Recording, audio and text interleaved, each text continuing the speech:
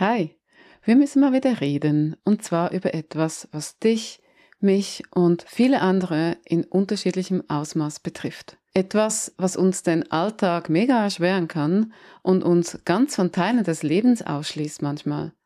Ableismus. Auf Hochdeutsch höre ich das oft auch ausgesprochen als Ableismus, falls dir jetzt das englische Wort nichts gesagt hätte.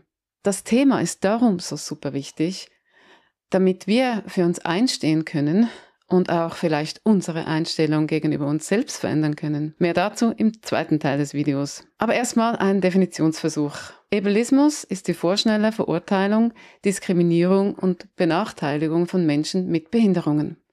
Ich sage extra mit, weil ich Angst habe, sonst vom Algorithmus abgestraft zu werden für eine Bezeichnung, die leider von Nicht-Betroffenen oft als Fluchwort missbraucht wird. Das letzte hier ist übrigens auch ableistisch. Ableismus reicht vom physischen Ausschluss aus diversen Bereichen des Lebens, zum Beispiel durch das Fehlen von Rollstuhlrampen oder dass Menschen mit Hör- oder Sehbehinderungen vergessen werden, bis zu subtileren, fast unsichtbaren Arten, wie zum Beispiel, dass der Wert einer Person daran gemessen wird, wie viel sie leistet, also im Sinne von Lohnarbeit, aber auch im Alltag gemessen an irgendeiner Norm, oder dass Personen auf ihre Behinderung reduziert und, ohne sie zu kennen, über ihre Fähigkeiten geurteilt wird. Oder ganz einfach, ohne sie, über sie gesprochen wird.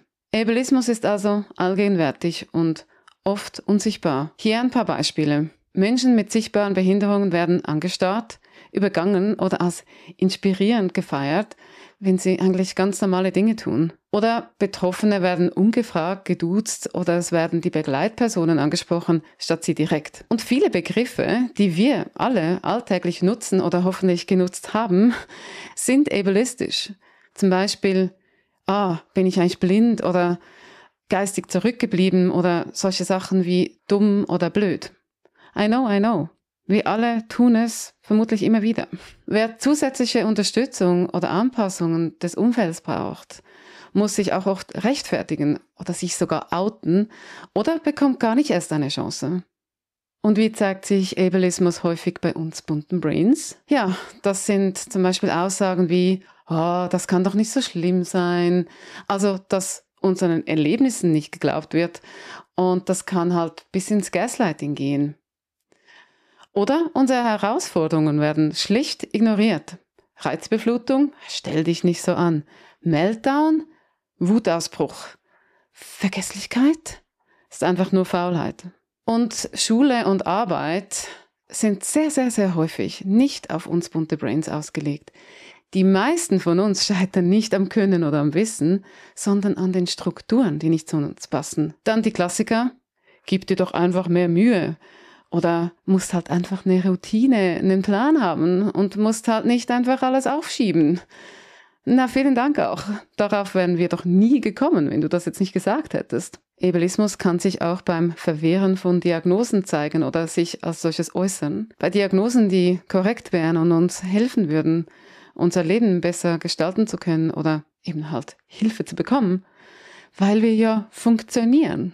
Wir haben häufig auch die kleineren oder gar keine Chancen, beruflich wirklich unseren Platz zu finden, weil wir zu mühsame Ansprüche haben oder einfach schlicht als anders wahrgenommen werden und vielleicht auch unterbewusst als Bedrohung. Jedenfalls gibt man uns häufig einfach nicht die gleichen Chancen. Vielleicht fühlst du dich jetzt gar nicht so betroffen, wenn du diese Dinge hörst. Und dazu kann ich nur sagen, umso besser.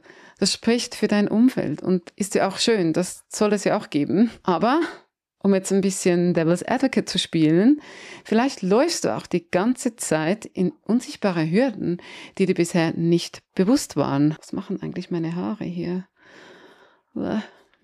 Also ich kann nur für mich sprechen. Aber ich persönlich habe ein halbes Leben auf höchster Schwierigkeitsstufe gespielt, um in Gaming-Terms zu sprechen. Und ich dachte, das sei für alle so schwer. Und darum, Ableismus zu erkennen, ist also wichtig, weil du dann für dich einstellen kannst, wenn du betroffen bist und wenn es nötig wird. Und auch um selbst offener zu werden gegenüber anderen. Und ein weiterer und jetzt super wichtiger Grund bist du selbst. Denn es könnte sein, dass du die ganze Zeit nämlich zu dir selbst nicht ganz fair bist. Womit wir beim internalisierten Ableismus sind. Juhu, Fun. Das ist Sarkasmus. Das ist Sarkasmus mit dem Fun. Also, hast du dich schon geschimpft dafür, dass du einfach etwas nicht so kannst wie andere? Auch wenn du eigentlich haargenau weißt, dass dein Brain dir da dein Leben schwer macht. Oder versuchst du immer wieder deine Bedürfnisse zu unterdrücken oder wegzustecken und dich einfach noch mehr anzustrengen. Und vielleicht denkst du auch immer wieder, und das passiert mir gerne mal, ach, ich bin doch noch faul und einfach ein schlechter Mensch und ich will halt einfach nicht. Und ja, oder du schämst dich, dass du zum Beispiel nicht 100% arbeiten kannst oder immer erschöpft bist. Oder du entschuldigst dich schlicht einfach immer für dich selbst und deine Bedürfnisse bei anderen.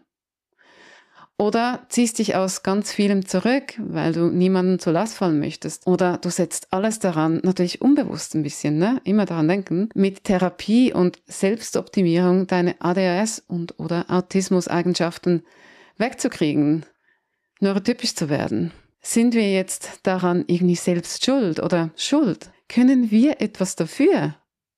Nein.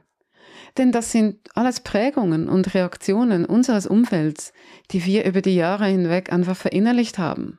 Dass das aber ein unglaublicher Stress ist und schlimme Auswirkungen auf unser ganzes Leben und unseren Körper hat und auch eben auf Masking, muss ich hier jetzt wohl nicht extra betonen. Also, Ableismus steht zwischen uns und der Akzeptanz unserer neurodivergenten Seiten und der Akzeptanz unseres Selbst. Nun zu der entscheidenden Frage.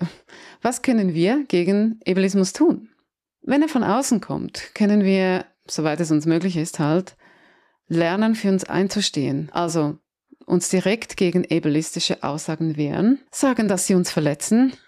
Wir können, solange sie noch existieren, sorry für den Zynismus, unsere Rechte nutzen und uns Anpassungen holen, uns gerichtlich wehren, etc. An unserem internalisierten Ableismus können wir in Therapie und Coaching arbeiten, vorausgesetzt, die Personen haben Ahnung und Verständnis zur Neurodivergenz. Also zu ADHS und Autismus meine ich jetzt im Speziellen. Und indem wir uns in Communities mit Gleichgesinnten zusammentun und so erkennen, dass wir alle individuelle, vollständige Menschen sind mit absolut menschlichen Bedürfnissen und wir uns letztlich, ich sage es immer wieder, nur an uns selbst messen dürfen. Und auch das fair und bitte sehr liebevoll. Und klar, das alles braucht unglaublich viele Ressourcen und auch bestimmte Privilegien. Und darum darf es einfach nicht nur an uns liegen, dass sich im Hinblick auf Ableismus irgendetwas verändert. Es braucht Veränderungen auf politischer und gesellschaftlicher Ebene, definitiv. Und es braucht neuronormative Menschen, die neben und mit uns sich für Neurodiversität und Teilhabe und Inklusion einsetzen. Ein kleiner Schritt, den wir aber alle tun können, meiner Meinung nach, egal ob bunt oder nicht so bunt oder was auch immer da abgeht da oben, ist uns selbst und anderen gegenüber eine offenere und sanftere Perspektive einzunehmen. Lieber einmal zu viel nachzufragen, als vorschnell über irgendetwas zu urteilen. Und anderen glauben, wenn sie sagen, dass sie irgendwo strugglen oder Hilfe brauchen und nicht weiterkommen. Ja, wie geht's dir damit? Hattest du schon bewusst Berührung mit dem Thema? Lass es mich gerne und alle anderen in den Kommentaren wissen, wenn du magst. Und wenn du einen Ort suchst, wo du ganz du selbst sein kannst und das Gegenteil von LinkedIn sei, habe ich gehört, und auch offen über solche Themen sprechen kannst, dann komm doch gerne in meine Community zu den bunten Brains. Link ist unten in den Kommentaren und auch in der Beschreibung. Und wenn dir das gefallen hat, dann like doch gerne das Video, weil das hilft mir sehr und meine Videos werden mehr ausgespielt an noch mehr Menschen. Und schenk mir auch gerne ein Abo, wenn du vorhast, meine Videos regelmäßig zu schauen und auch um keine Videos mehr zu verpassen.